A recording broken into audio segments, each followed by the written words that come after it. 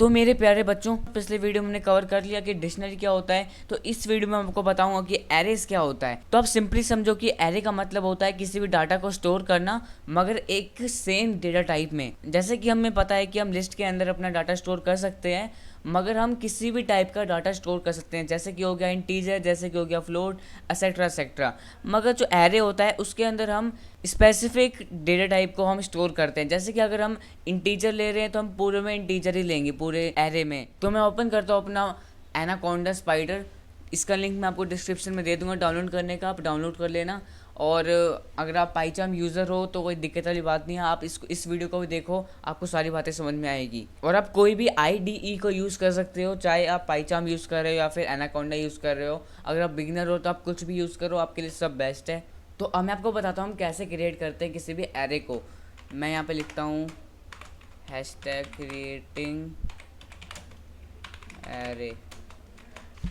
तो ऑलवेज याद रखना कि हम ऑलवेज एरे को यूज़ करने के लिए पहले उसको इंपोर्ट करना पड़ता है। मैं करूँगा इंपोर्ट एरे एज ARR। तो अब मैं आपको यहाँ बताता हूँ नेक्स्ट लाइन में मैं यहाँ पे क्रिएट करूँगा ए नाम का वेरिएबल, जिसका मैं नाम रखूँगा array dot ARR dot array.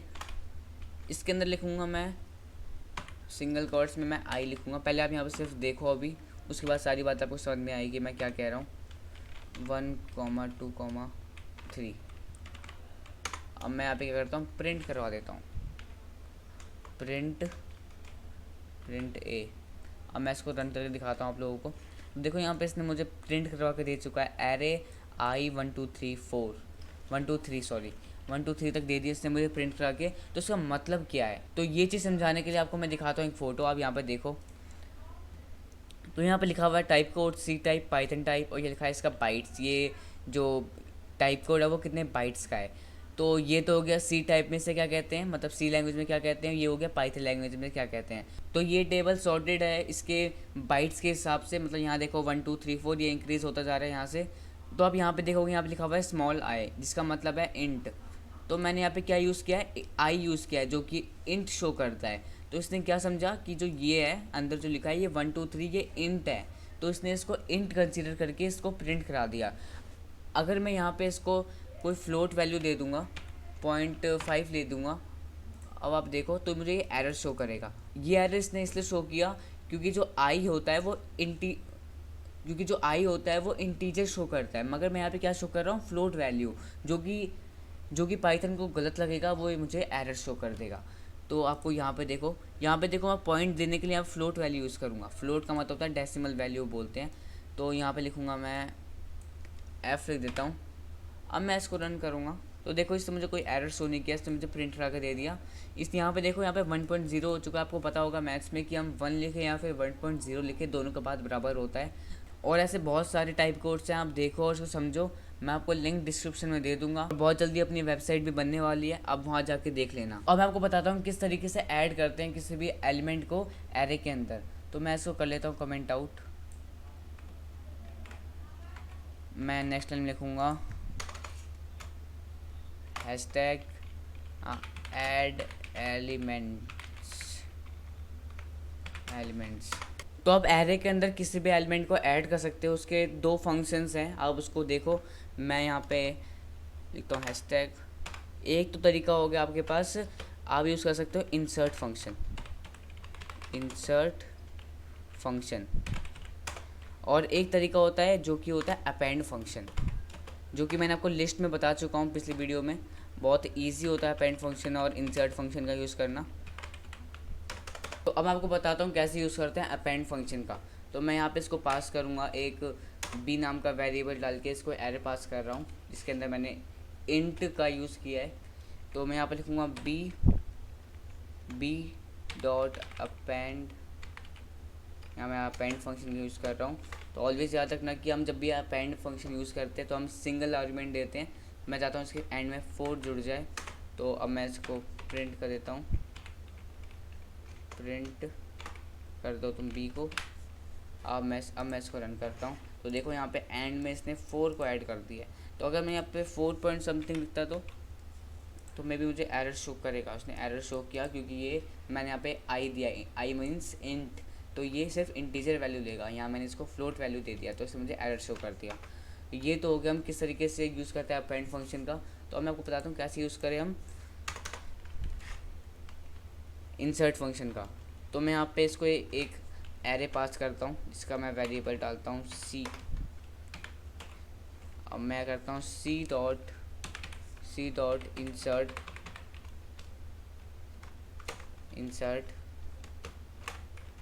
मैं यहाँ पे लिखूँगा 1,4। तो हम इंसर्ट में ऑलवेज 2 आर्गुमेंट्स यूज़ करते हैं। मैं यहाँ पे प्रिंट कर देता हूँ प्रिंट सी। अब मैं इसको रन करता हूँ तो यहाँ पे आप देखो इसने एक एरे क्रिएट कर दिया है जिसमें लिखा है 1 4 2 3 और ऊपर में क्या लिखा था जिसमें हमने अपेंड फंक्शन यूज़ किया उसमें लिखा था 1 2 3 4। तो ऑलवेज याद रखना कि जो अपेंड फंक्शन होता है हम जब भी उसको एक सिंगल आर्गुमेंट पास करते हैं वो ऑलवेज उसके एंड में जुड़ जाता है। मगर हम जब इंसर्ट फंक्शन यूज़ करते हैं तो हमारे पास ऑप्शन होता है कि हम कौन से इंडेक्स पे उसको इंसर्ट करें। तो मैंने पहले इंडेक्स पे दिया इसको कि हम कौन से तुम इंडेक्स पे इसको प्रिंट कर दो। तो मैंने यहाँ पे लिखा 1 तो यहाँ पे हो गया 0 तो ये हो गया 1, ये होता है 1 इंडेक्स। तो यहाँ पे आप देखोगे तो ये हो गया 1 इंडेक्स, ये हो गया 0, ये हो गया 1, ये हो गया 2, ये हो गया 3। तो इसने 1 इंडेक्स को 4 को प्रिंट करा दिया। तो ये तो हो गया किस तरीके से ऐड करते हैं एलिमेंट्स को। और आई होप सो कि आप लोगों को समझ में आया हो कि अपेंड फंक्शन कब यूज़ करते हैं और इंसर्ट फंक्शन कब यूज़ करते हैं। तो अब मैं आपको बताता हूँ हम किस तरीके से एक्सेस करते हैं किसी भी एलिमेंट को एरे के अंदर। तो मैं यहाँ पे इसको करता हूँ कमेंट आउट और यहाँ पे मैं नेक्स्ट लाइन लिखूँगा, एक मिनट जो मैं यहाँ पे लिखता हूँ hashtag accessing the element in array. तो यहाँ पे मैं इसको एक एरे पास करता हूँ जिसका नाम मैं वेरिएबल का नाम दूंगा DAR डॉट एरे। इसके अंदर मैं लिखूँगा यहाँ पे मैं इसको करता हूँ F का कॉमा लिस्ट पास करूँगा जिसके अंदर लिखूँगा मैं 1 पॉइंट समथिंग। मैं यहाँ पे एक इंटीजर भी दे देता हूँ जिसको ये 1.0 समझेगा। यहाँ लिखूँगा मैं 8, यहाँ लिखता हूँ मैं और 1। ये तो मैंने इसको पास कर दिया एक लिस्ट को। तो अब नेक्स्ट लाइन लिखूँगा मैं प्रिंट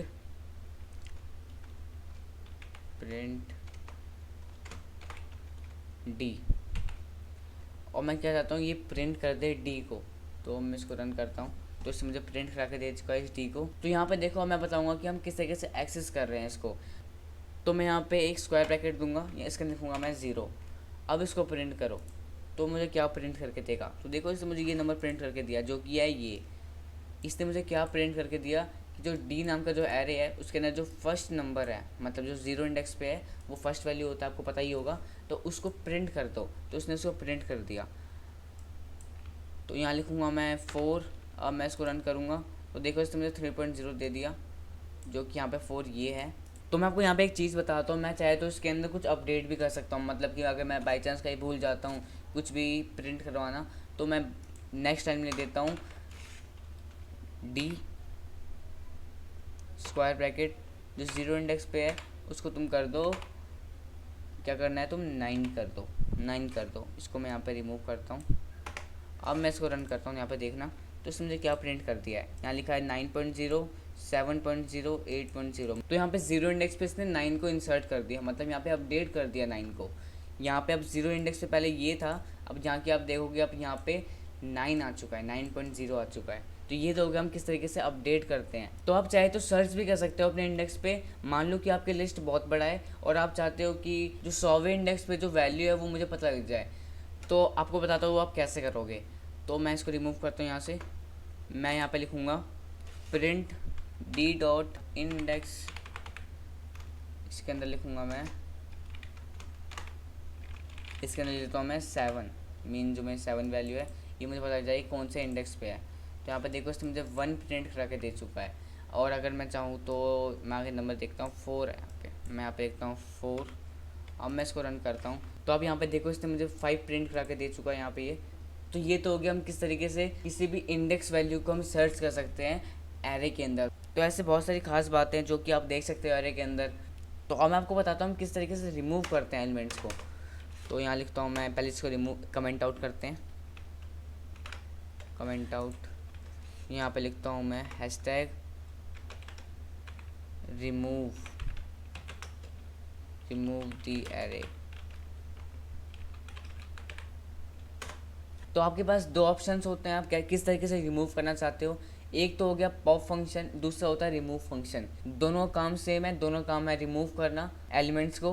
तो यहाँ पे इसको मैं एरे पास करता हूँ, या मैं इसको बी वेरिएबल दे देता हूँ, सॉरी ई।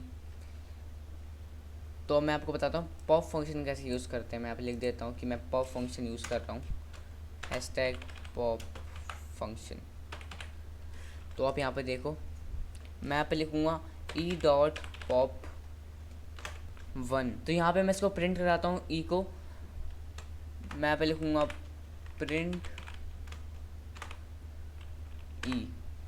अब मैं इसको रन करता हूँ तो देखो यहाँ पे 1 और 3 लिखा आ गया। इसने जो 1 इंडेक्स पे था इसने इसको रिमूव कर दिया।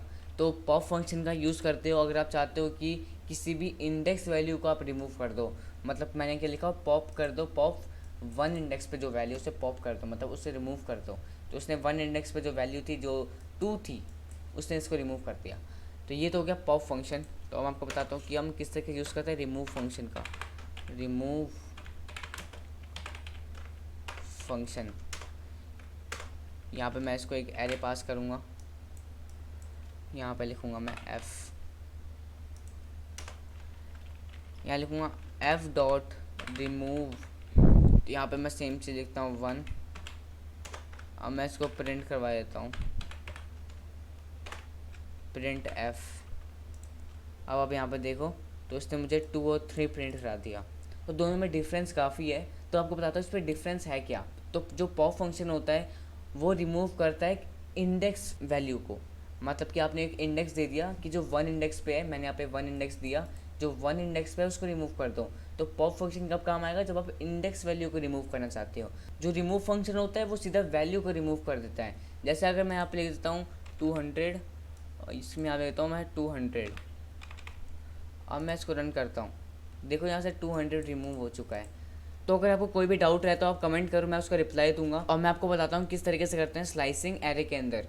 तो मैं यहाँ पे लिखता हूँ हैशटैग, पहले मैं इसको रिमूव करता हूँ, यहाँ लिखूँगा मैं हैशटैग स्लाइसिंग इन एरे। मैं यहाँ पे एक इसको एरे पास करूँगा, मैं इस वेरिएबल का नाम लेता हूँ g। तो मैं यहाँ इस लिस्ट को इंक्रीज़ कर लेता हूँ 7, 3, 5, 9, काफ़ी है इतना। मैं यहाँ पे लिखूँगा स्लाइस्ड एरे नाम का वेरिएबल क्रिएट किया है, is equal to g square bracket 0:3। अब मैं इसको प्रिंट करा देता हूँ स्लाइस्ड एरे को, प्रिंट स्लाइस्ड एरे। अब मैं इसको रन करता हूँ, अब देखना यहाँ पे क्या आएगा। यहाँ से लिखा गया 1, 2, 3, मीन्स कि इसने 0 इंडेक्स से 3 इंडेक्स को प्रिंट करा दिया। मतलब 0 इंडेक्स पे क्या था, 1 था, तो यहाँ पे 0, 1, ये 2, यहाँ पे 3 को काउंट नहीं करेगा क्योंकि ऐसे लोडिंग होता है 3। तो इसने 0, 1, 2, इसने 1 से लेके 3 को प्रिंट करा दिया। तो ये तो हो गया ईजी कैसे स्लाइसिंग कैसे करते हैं। एक और एग्जांपल देता हूँ, मैं यहाँ पे लिखता हूँ 1 से कर दो तुम 4 तक, 5 तक कर दो चलो। अब मैं इसको रन करूँगा तो मुझे 2, 3, 7, 3 दे देगा। तो देखो यहाँ कैसे दिया इसने मुझे, ये 0 इंडेक्स पे हो गया, तो ये हो गया 1 इंडेक्स पे। तो 1 होता है इंक्लूडिंग, ये होता है एक्सक्लूडिंग। यहाँ पे जो 1 होगा वो होगा इंक्लूडिंग, ये होगा एक्सक्लूडिंग। इसको ये काउंट करेगा, इसको वो नहीं करेगा। तो यहाँ पे आप देखो, यहाँ पे लिखा हुआ है 1 जो कि है 0 इंडेक्स पे, जो ये काउंट नहीं करेगा फ़िलहाल। तो यहाँ से स्टार्ट होता है 1, 2, 3, 4, ये हो गया 5 एक्सक्लूडिंग है, तो यहाँ से लेके यहाँ तक काउंट करेगा। तो मैं आपको एग्जांपल देता हूँ किस तरीके से करते हैं नेगेटिव स्लाइसिंग। तो मैं यहाँ पे लिखता हूँ 0, यहाँ लिखता हूँ मैं 0, यहाँ लिखता हूँ मैं माइनस का माइनस कर देता हूँ इसको मैं 2। अब मैं इसको रन करता हूँ, देखो इसने क्या प्रिंट किया मुझे 1 2 3 4 7 3। इसने मुझे 0, देखो यहाँ पे ये हो गया -1, ये हो गया -2। तो इसने मुझे यहाँ से स्टार्ट किया 3 से लेके 1 तक।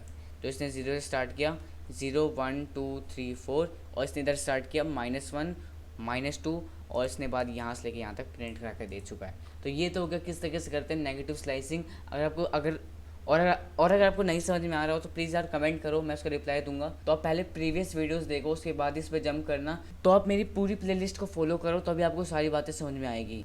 तो इस वीडियो में हमने देखा कि हम किस तरीके से हमने किया, हमने अपडेट कैसे किया, सर्च कैसे किया, और हमने सीखा कि कैसे करते हैं स्लाइसिंग, और हो गया हमारा अपेंड फंक्शन। अपेंड हो गया, यहाँ पे हो गया हमारे पास पॉप, और हो गया रिमूव। तो यहाँ पे और हमने देखा अपेंड हो गया, एक हो गया इंसर्ट फंक्शन। तो आज के इस वीडियो में हमने इतनी सारी चीज़ें देखी, हम किस तरीके से अपडेट करते हैं, किस तरीके से सर्च करते हैं, किस तरीके से स्लाइसिंग करते हैं। अपेंड हो गया, पॉप हो गया, रिमूव हो गया, इंसर्ट हो गया, इतने सारे फंक्शंस आज के वीडियो में हमने कवर कर लिया। तो मैं उम्मीद करता हूँ कि आपको सारे फंक्शन, सारी बातें समझ में आया होगा कि हम किस तरीके से यूज़ करते हैं एरे को। तो जाते जाते लाइक कर देना, सब्सक्राइब करना चैनल को। मिलते हैं अगली वीडियो में। Good bye.